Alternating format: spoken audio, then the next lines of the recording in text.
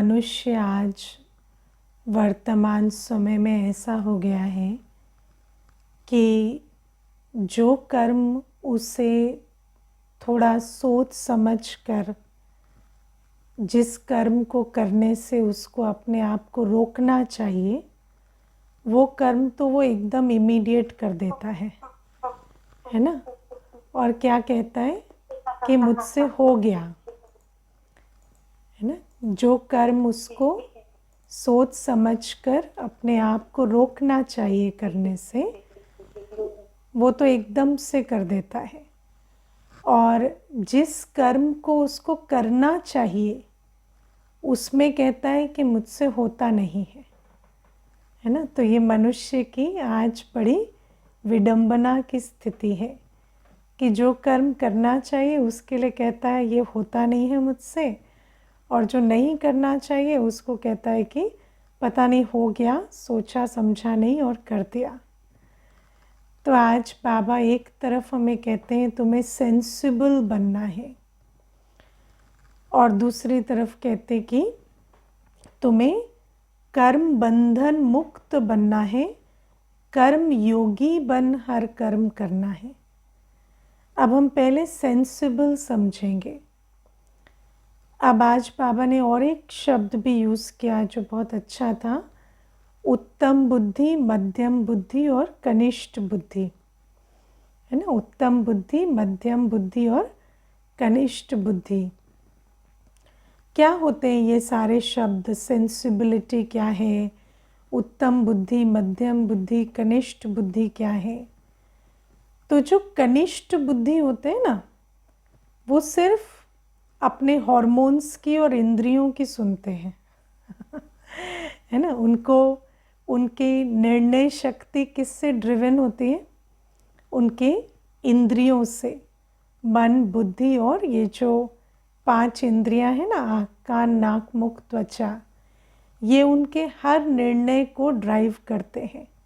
क्यों किया? तो मन में विचार चले तो बोल दिया, ऐसे रोना आया तो रो दिया, भूख लगी तो जो भी मिला खा लिया, है ना। क्या मिला, कैसे मिला, उससे भी फ़र्क नहीं, भूख लगी तो खा लिया, है ना। देखने की खींच हुई तो कुछ भी देख लिया, मन नहीं मान रहा था तो बैठकर गंदे से गंदी सीरियल भी बैठकर देख रहे, है ना, टाइम पास नहीं हो रहा। तो ये सारा क्या है? ये कनिष्ठ बुद्धि होते।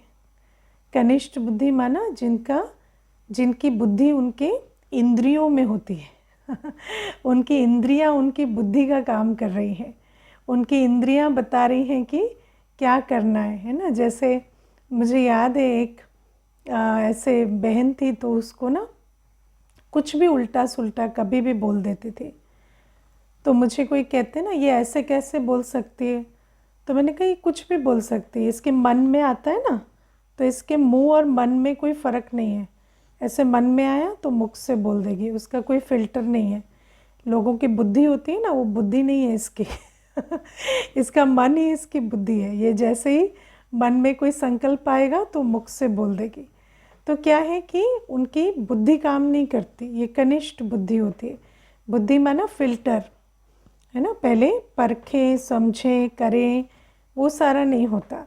तो कनिष्ठ बुद्धि कहेंगे, है ना। जो इंद्रियों ने कहा, जो मन ने कहा, जो तूफान आए उस हिसाब से कर्म कर दिया। ऐसे कनिष्ठ बुद्धि तो नहीं है ना हम अभी कि ऐसे कनिष्ठ बुद्धि है। हाँ, मन में तूफान आए तो उस प्रकार से मुख से बोल दिया, कर्म कर दिया, थप्पड़ लगा दिया, अपमान कर दिया कुछ भी कर दिया। ऐसे कनिष्ठ बुद्धि नहीं बनना है। फिर सेकंड कैटेगरी है मध्यम बुद्धि। उनको इस जीवन की बातें तो समझ में आती है ना, कि ये एक जन्म जो है इसमें जैसे समाज की मर्यादा और किस प्रकार से चलना है, जो सोशल सेंस है ना, या धन की समझ, ये बातें हैं। जैसे कि बॉस के सामने गुस्सा नहीं करेंगे, जूनियर के सामने गुस्सा करेंगे, है ना। तो इतनी अक्ल है किसके सामने गुस्सा करना है, किसके सामने नहीं करना है। विकारों से परे नहीं है, लेकिन विकारों का कंट्रोल है है ना। तो विकारों को जीते नहीं हैं, लेकिन इतना मालूम है कि नुकसान हो जाएगा। अगर ये कर्म अभी किया तो इस जन्म में नुकसान हो जाएगा, चोरी की तो जेल चले जाएंगे, इतनी बुद्धि है ना। या इस व्यक्ति का अपमान किया तो भुगतना पड़ेगा, या इस तरह के शब्द बोले तो इसके बारे में बाद में पछताना पड़ेगा। मुझे याद है कि एक बहन थी, तो 18 वर्ष में उसने शादी कर ली, है ना। तो पिताजी ने बहुत बोला उस समय कि इस व्यक्ति से शादी मत करो, तुम्हें समझ नहीं है, लेकिन शादी कर ली उस समय। और उसके बाद चीज़ें ठीक नहीं हुई। तो जब सेंटर आई थी तो बहुत रोई और कहती है कि अक्ल नहीं होती है ना, तो उस समय पर कुछ समझ में नहीं आता। तो ये जो अक्ल होती है ना, जिस अक्ल के कारण हम इस जीवन में भी, जो दुनिया में जिसको हम कहते हैं ना कि इनको दुनिया की समझ नहीं है, तो वो जो दुनिया की भी समझ नहीं होती कि कैसे किस व्यक्ति से बात करें, किसके साथ कैसे चलें, सामाजिक मर्यादा नहीं है, आत्मा के अंदर विकारों के वश चलते हैं, लेकिन उतना सेंस नहीं है कि कहाँ लाइन ड्रॉ करें। तो ये सब क्या कहेंगे, मध्यम बुद्धि भी नहीं है ना। लेकिन मध्यम बुद्धि वाले जो होते हैं वो कम से कम दुनियादारी समझते हैं, कम से कम विकारों के वश कर्म करते हैं, लेकिन उन विकारों को भी थोड़ा रेगुलेट करते हैं कि किस प्रकार से कैसे चले। और बाबा कहते हैं उत्तम बुद्धि कौन होते हैं, जो तीनों कालों को समझते हैं। जो आत्मा ये समझती है कि इस समय पर शिव बाबा आए हुए हैं और शिव बाबा की श्रीमत पर हम चलेंगे तो अंत के समय हम पछताएंगे नहीं, है ना। वो ये समझते हैं कि इस समय हमें कदम कदम श्रीमत पर चलना है, क्योंकि इस जन्म में कौन नाराज़ हुआ, कौन खुश हुआ, कौन कहाँ फ़ायदा हुआ, कहाँ नुकसान हुआ, कहाँ अपमान हुआ, कहाँ क्या हुआ, वो बातें भी मैटर नहीं करेंगी लॉन्ग टर्म में, है ना। क्योंकि लॉन्ग टर्म में जब हम देखते हैं तो ये बातें बहुत छोटी लगेंगी। जब अंत का समय आएगा ना, विनाश की सीन होगी, तो उस विनाश की सीन में आपको ये याद नहीं आएगा कि ये आत्मा मुझसे नाराज़ हुई, या हम श्रीमत पर चले तो, है ना, ये व्यक्ति रूठ गया, या ये नुकसान हुआ। उस समय ये समझ में आएगा कि हम श्रीमत पर नहीं चले तो आज हमारी जो कमाई हो सकती थी वो नहीं हुई। तो बाबा कहते हैं कि जिन बच्चों को अपनी अंतमतें याद रहती है, जिन बच्चों को हर समय याद रहता है कि अभी हम जो कर्म करेंगे उसका इम्पैक्ट, उसका असर कहाँ आएगा, हमारे अंतमते सोगति पर। और इसीलिए कदम कदम पर जब वो तीनों कालों को देखकर चलते हैं, सिर्फ वर्तमान नहीं भविष्य को भी, वो भी 21 जन्म के अपने वर्षे को देखकर चलते हैं, तो उसको कहेंगे उत्तम बुद्धि, है ना। जैसे मैं कई बार ये सुनाती हूँ, एक भाई एक बार आए थे तो मुझे कहते कि मेरी जो युगल थी पत्नी, वो नहीं चाहती थी कि मैं ब्रह्मा कुमारीज़ में जाऊँ, तो मैं उनके कारण से कभी आया नहीं। अभी उनके पिछले साल उनका शरीर छूट गया तो मैं अभी आया हूँ, लेकिन मुझे हर दिन अफसोस होता है कि मैं पहले क्यों नहीं आया, है ना। तो मैंने उनको कहा कि आपको ऐसे क्यों लगता था आप ब्रह्मा कुमारीज़ जाएं, तो मुझे कहते कि मेरे जो ससुर थे वो बीके थे, और मेरे ससुर से अच्छा व्यक्ति मैंने कभी अपने जीवन में नहीं देखा।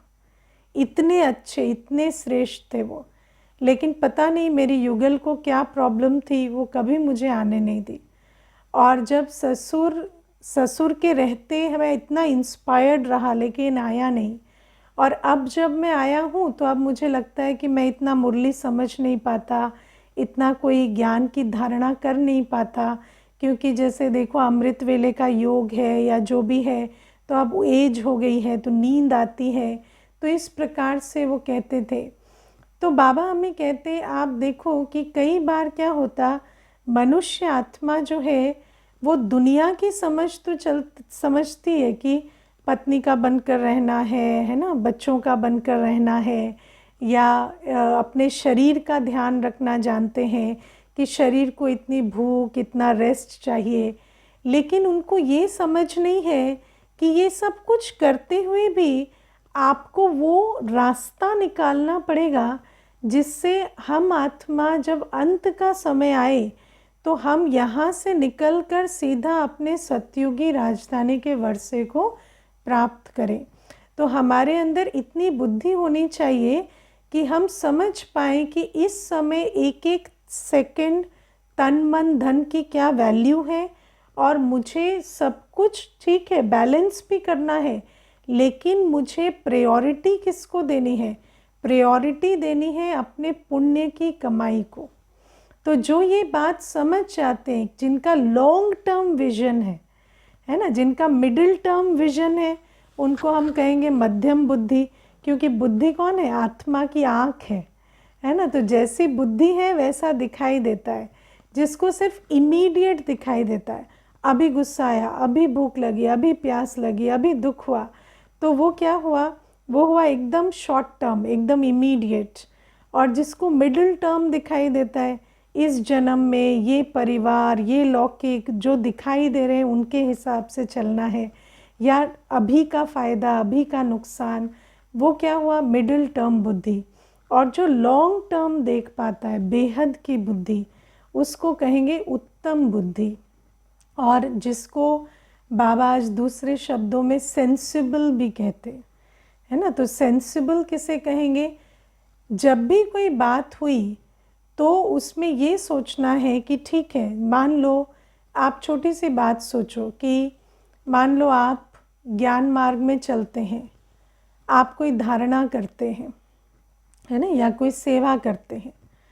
अब सामने वाले व्यक्ति ने आपको बहुत मारा, है ना। मैं सिर्फ बोलने की बात नहीं कर रही हूँ, किसी ने डंडे उठा के खूब मारा भी है ना। अब मारा तो आपके अंदर क्या आएगा कि अगर मैंने दोबारा किया तो फिर मुझे मार पड़ेगी, ठीक है ना। ये संकल्प आएगा ना कि मुझे ये दोबारा किया तो फिर मार पड़ेगी।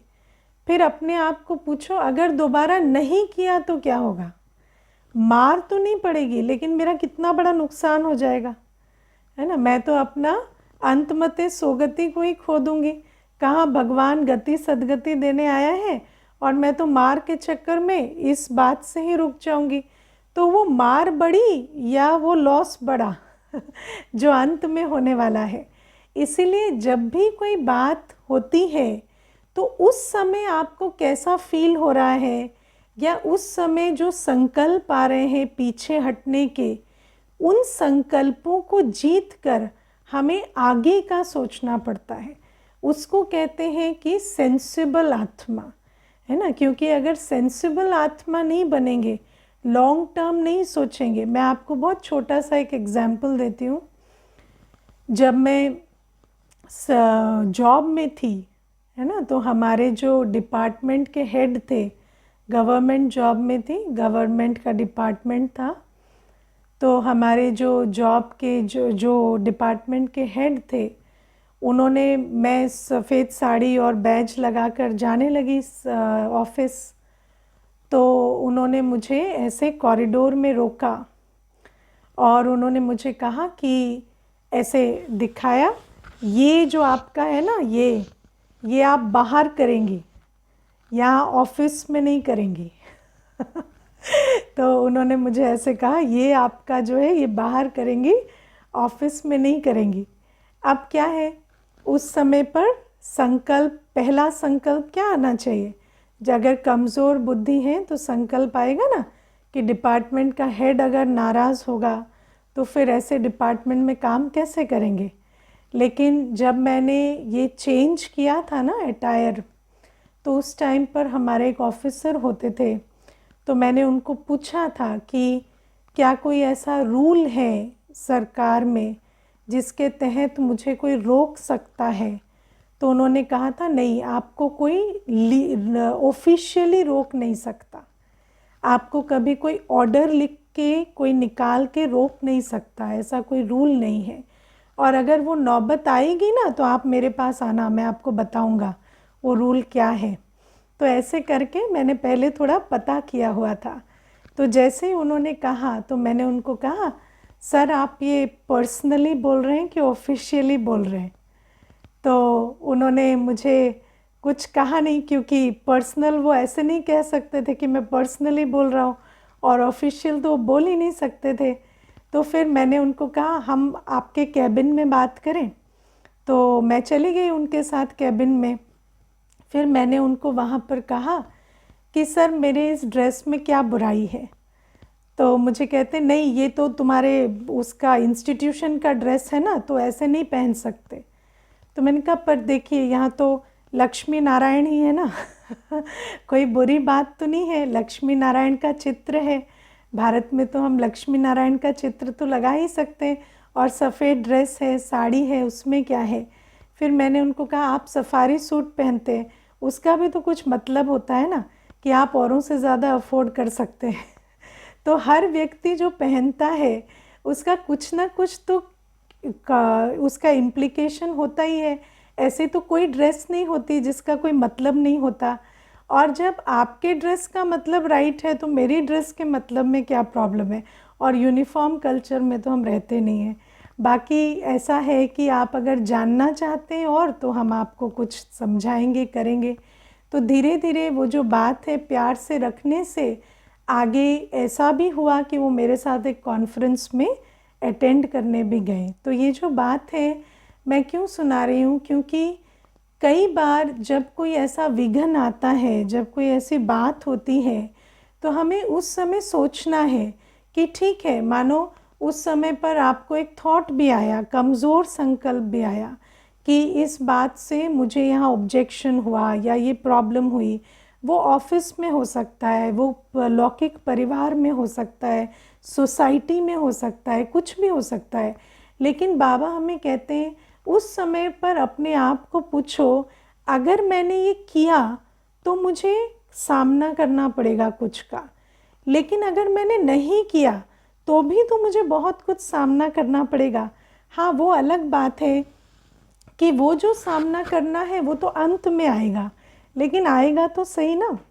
और मैं ही आत्मा होंगी, जब सतयुग का पद भी बटेगा तो मैं ही आत्मा होंगी ना।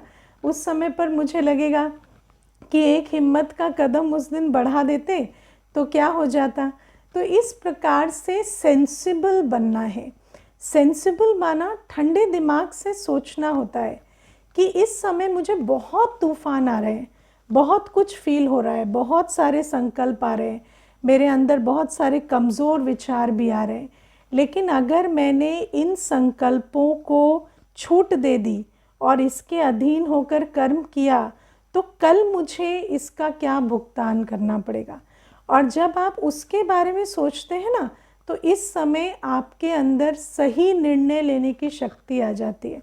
और जीवन में, इस ब्राह्मण जीवन में ऐसी बहुत सारी परिस्थितियाँ आएंगी जहाँ पर आपको लॉन्ग टर्म सोचना पड़ेगा, और उस समय पर टू गेट गोइंग, जिसको हम कहते हैं ना कंटिन्यू करने में, बहुत हिम्मत चाहिए होती है।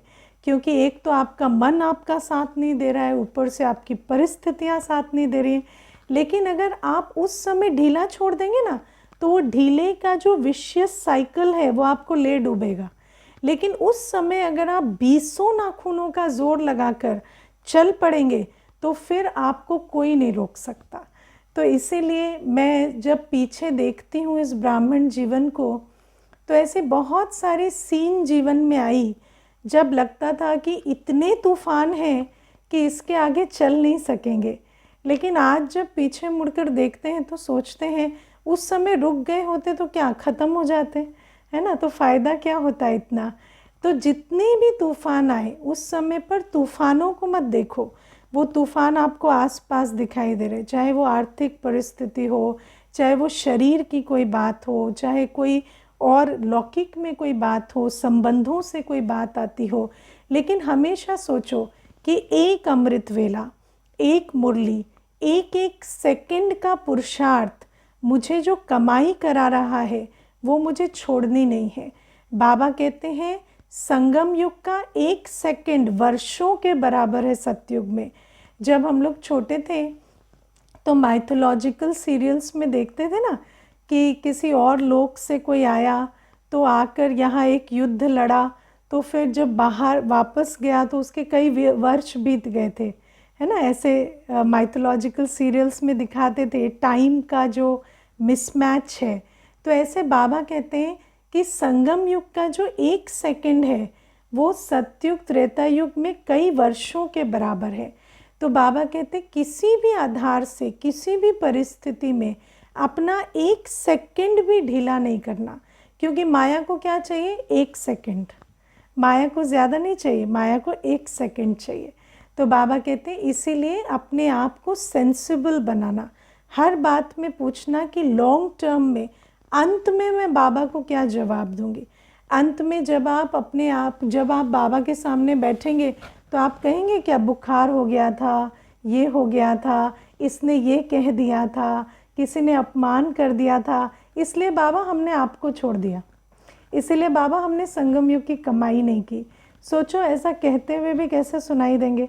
तो बाबा कहते ऐसे कर्म नहीं करने, सेंसिबल बन के चलना है ना। और दूसरी बात है कि जब जाएंगे अंत में तो बाबा कहेंगे अमृत वेला क्यों नहीं किया, योग बल जमा नहीं किया, तो कहेंगे बाबा नींद आ रही थी। अच्छा लगेगा कहने में, है ना। मुझे याद है जब मैं कॉलेज में थी तो एक हमारा क्लासमेट था, उसने एग्ज़ाम नहीं दिया, है ना, और एग्ज़ाम नहीं दिया और साल रिपीट किया। तो जब उसको टीचर ने पूछा कि आपने एग्ज़ाम क्यों नहीं दिया, तो उसने कुछ एक कारण बताया, तो वो कारण इतना अच्छा नहीं था। तो टीचर कहते हैं कि एग्ज़ाम भले मत दो, कारण तो ठीक होना चाहिए ना। कहते हैं एग्ज़ाम की कोई बात नहीं, एग्ज़ाम नहीं देना, फेल हो जाना बड़ी बात नहीं है, लेकिन कारण तो अच्छा होना चाहिए। कारण सुन के थप्पड़ मारने को दिल करता है। तो ये जो बात है कि अंत में जब हम जाएंगे और उस समय हिसाब किताब होगा, तो उस समय हम कहें हमें नींद आ रही थी, हमसे ये नहीं हो रहा था, तो बाबा कहते हैं अपने आप को सुनो कि मैं किन वजहों से आज बाबा की श्रीमत पर नहीं चल रहा हूँ, और अपने आप को पूछो कि अंत में जब हम बाबा के सामने खड़े होंगे और बाबा हमें पूछेगा तो हम ये वजह देंगे तो कैसा लगेगा हमारा चेहरा, है ना। तो ये बातें सोचनी है, इसको हम कहते हैं सेंसिबल आत्मा। और फिर बाबा आज हमें कहते हैं कि तुम्हें कर्म बंधन में नहीं आना है, तुम्हें कर्म योगी बनना है। कर्म बंधन क्या होता है? हमारे अंदर जितनी भी कमज़ोरियां हैं ना आज, वो हमारे पिछले कर्मों के कारण है। पीछे जो हमने 63 जन्मों में पाप कर्म किए हैं ना, उसी आधार से आज हमारे बुद्धि में एकाग्रता नहीं है, मन में श्रेष्ठ संकल्प रचने की ताकत नहीं है। आज आप देखो मनुष्य को सारे दिन सोचता है, लेकिन मजाल है एक बात अच्छी सोच ले, है ना। सारे दिन मुझे एक भाई कहता है सारे दिन मैं सोचता रहता हूँ ये पंखा मुझ पे गिर ना जाए, है ना। सारे दिन उसको ओसीडी है, तो कहता है कि मुझे सारे दिन मैं बैठता हूँ ना तो पढ़ता रहता हूँ, तो मैं सोचता रहता हूँ ये पंखा ना गिर जाए, ये पंखा ना गिर जाए। तो मैं अपने मन में सोचती हूँ कि मनुष्य कैसा हो गया है ना कि 1 मिनट में 60 संकल्प भय के, विकारों के रच लेता है, लेकिन उसको एक संकल्प रचने को कहो कि मैं परमात्म संतान हूँ, मैं शांत स्वरूप आत्मा हूँ, तो कहेगा आज तो सारे दिन फुर्सत ही नहीं मिली। तो आप सोचो कि ये जो कर्म बंधन है ये कैसे हैं कि बुद्धि में एकाग्रता नहीं है, मन में श्रेष्ठ संकल्प रचने की शक्ति नहीं है, या इंद्रियां जो हैं वो कहाँ रमती हैं। क्लास सुनेंगे ना तो थोड़ी देर में ध्यान भटक जाएगा, लेकिन फिल्म देखेंगे ना तो ऐसे देखेंगे जैसे फिल्म के अंदर का लेयर भी देख चुके हैं, है ना। एक ऊपर का लेयर तो देख अंदर उसका मतलब, उसका पता नहीं क्या क्या उसका विश्लेषण कर लेंगे।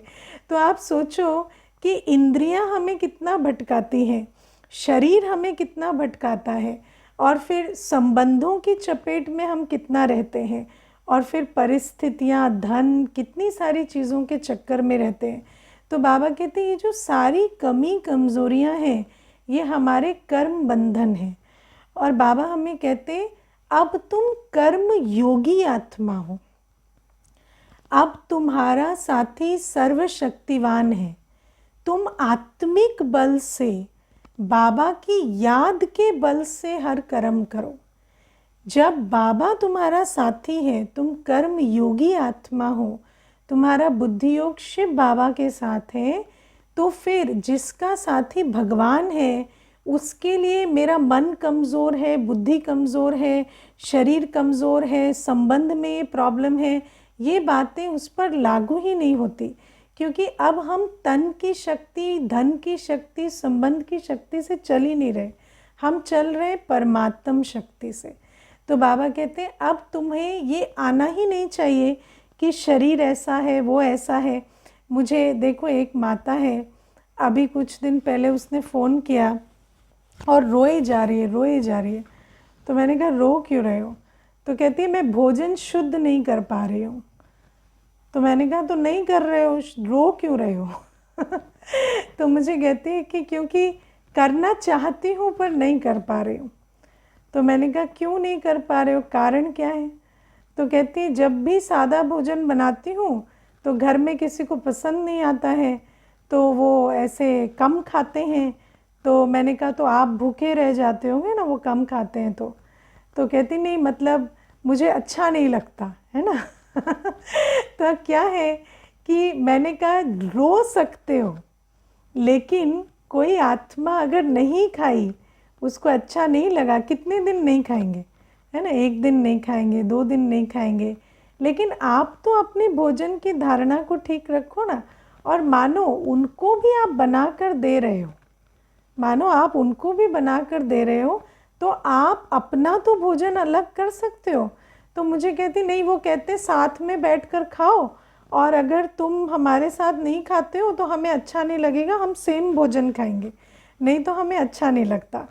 तो मैंने कहा इतना रो सकते हो, लेकिन कोई अगर इतना कह देता है कि हमें अच्छा नहीं लग रहा, आप अलग भोजन खा रहे हो, तो उसको बर्दाश्त नहीं कर सकते हो, है ना? तो क्या है, मनुष्य कैसी कैसी बातें करता है ना, कि मैं इतना कमज़ोर हूँ कि अगर संबंध, जिससे संबंध है, वो कहता है मुझे अच्छा नहीं लग रहा, तो मैं उसको बर्दाश्त नहीं कर पा रहा हूँ, लेकिन जो मर्यादा है उसको उल्लंघन करने का जो दुख है वो मुझे हो रहा है।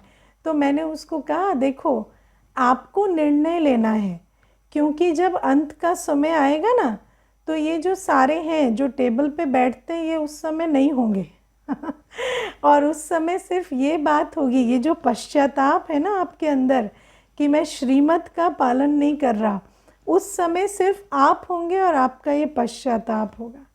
इसीलिए आपको इस समय ये निर्णय करना है कि मुझे अंत के समय में पश्चाताप में रहना है, या आज मुझे एक छोटा सा डिसीजन लेना है कि मैं अपना भोजन शुद्ध कर रही हूँ, मैं किसी के जीवन में तो इंटरफेयर नहीं कर रही, वो जो खा रहे हैं मैं बना के दे रही हूँ, और मैं अपना भोजन शुद्ध करूँ, अगर वो ऑब्जेक्शन भी करें तो मैं ठीक रहूँ, है ना? तो बाबा कहते हैं जब सामने वाला आपको शांति के बोल नहीं बोल रहा, प्रेम के बोल नहीं बोल रहा, और आपको वो अप्रूवल या एप्रिसिएशन या एक्नॉलेजमेंट नहीं दे रहा, जब आप सही कर्म कर रहे हैं, जो आपके दिल मानती है कि श्रीमत ये है और मुझे ये करना चाहिए, अगर सामने वाला आपको नहीं दे रहा, तो आप उस चीज़ के मोहताज क्यों बन रहे हैं?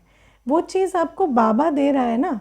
बाबा तो आपको कह रहे हैं ना, मीठे बच्चे वाह तुम श्रीमत पर चल रहे हो। तो बाबा कहते हैं अब हमें ना शरीर का मोहताज बनना है, ना हमें संबंधों का मोहताज बनना है, ना हमें कोई स्थूल प्राप्तियों का मोहताज बनना है। हमें श्रीमत पर चलना है, और उसकी शक्ति, उसकी समझ, उसका सहयोग, उसका सब कुछ हमें बाबा दे रहा है। तो हमें कर्म योगी आत्मा बनकर कर्म बंधन मुक्त बनना है। अभी देखो, एक माता है, पिछले 1 महीने से सेंटर पर आ रही है।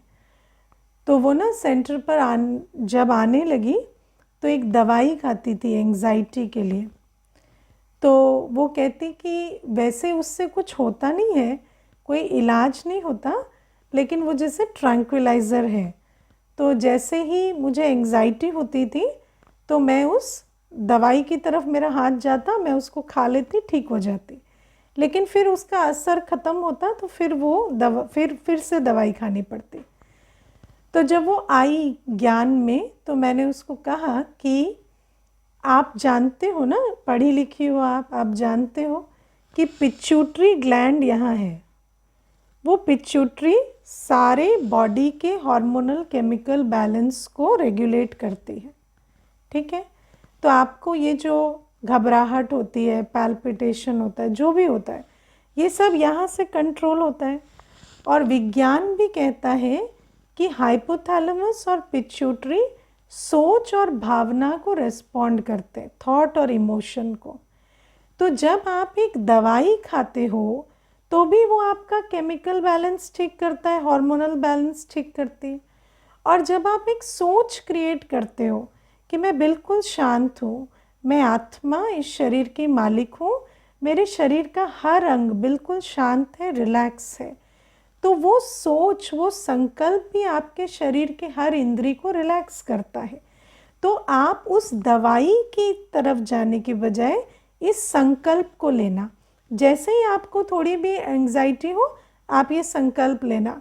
और अच्छी बात क्या है, दवाई तो आप सिर्फ एंग्जाइटी में खा सकते हैं, संकल्प तो आप कभी भी रच सकते हैं, फ्री है दवाई, है ना, कभी भी रच सकते हैं।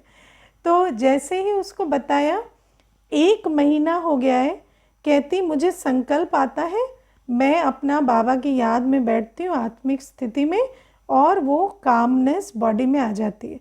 और फिर जैसे रेगुलर आती थी ऐसे आती है, लेकिन उसका इंटरवल अब बढ़ता जा रहा है और मुझे अब बिगर इंटरवल्स पे आती है। तो आप सोचो कि जो कर्म बंधन है कि मेरे शरीर में ये होता है, मुझे ऐसे विचार आते हैं, मुझे अच्छा नहीं लगता है, मुझे इस बात में दुख होता है, ये व्यक्ति अच्छा ना कहे तो अच्छा नहीं लगता। बाबा कहते इन कर्म बंधनों से अब निकलो और कर्म योगी बनो। आप आत्मिक शक्ति और बाबा की याद से चलो। अच्छा, अब ये तो हुई जहाँ पर हम बात करते हैं विकर्म ना करने की। लेकिन हमें बाबा कैसे देख रहे हैं? हमें बाबा इस रूप से नहीं देखते कि मेरे बच्चे सिर्फ विकर्म ना करें। बाबा तो हमें एजेंट्स ऑफ चेंज के हिसाब से देख रहे हैं, है ना। बाबा तो हमें क्रिएटिव फोर्स की तरह देखते हैं। हम कौन है? ब्रह्मा बाबा के साथ राइट हैंड स्थापना करने वाले। स्थापना करने वाले माना क्रिएटिव एनर्जी। तो बाबा कहते हैं अब तुम मेरी याद में, मेरी श्रीमत पर ऐसे संकल्प रचो, कॉन्शियस थिंकिंग, ऐसे बोल बोलो, तन मन धन से ऐसे कर्म करो जो इस विश्व को स्वर्ग बनाने का काम करे। तो बाबा कहते हैं बैठे हो तो निरंतर इस विश्व को एक शांति सुख की दुनिया के रूप में देख पाओ कि बाबा यहाँ शांति सुख की किरणें बरसा रहे हैं और मैं आत्मा बाबा के साथ बैठी हूँ। हर बोल जो बोलते हो वो ऐसा ज्ञान स्वरूप, शक्ति स्वरूप हो कि आत्मा को स्मृति दिलाए कि उसकी ओरिजिनल क्वालिटी कैसी है, उसके अंदर कितनी शक्ति है। और बाबा कहते तुम्हारा हर कर्म जो है वो विश्व कल्याण अर्थ होना चाहिए। तो बाबा हमें कहते अब तुम कर्म बंधनी आत्मा नहीं हो। कर्म बंधनी आत्मा आज कैसी होती है? जो कहती है 24 घंटे इनफ नहीं है, मैं तो अपने आप को ही मैनेज नहीं कर पा रही, 4 आत्माओं को ही मैनेज नहीं कर पा रही। लेकिन बाबा कहते तुम तो अब कर्म योगी बन, योग बल से इस विश्व को स्वर्ग बनाने की सेवा में राइट हैंड बनने वाली आत्मा हो। और बाबा कहते तुम्हें जो भी श्रेष्ठ संकल्प आते हैं, चाहे वो विकारों को छोड़ने के प्रति, चाहे स्व उन्नति के प्रति या सेवा के प्रति, बाबा कहते उन संकल्पों को पूरा करने में तुम किसी के मोहताज नहीं हो। कोई बात तुम्हारी लिमिटेशन नहीं है। तुम्हारे साथ बाबा है और तुम अपने हर श्रेष्ठ संकल्प को कर्म में ला सकते हो, चाहे वो किसी विकार से या कमजोरी से छूटने का हो, चाहे वो विश्व कल्याण अर्थ हो, चाहे वो स्व उन्नति के अर्थ हो। तो बाबा कहते ऐसा कर्म योगी फरिश्ता हमें बनना है। अच्छा, ओम शांति।